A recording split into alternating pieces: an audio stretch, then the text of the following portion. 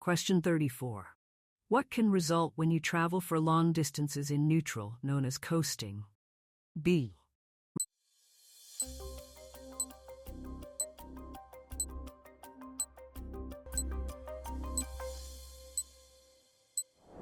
Reduction in control.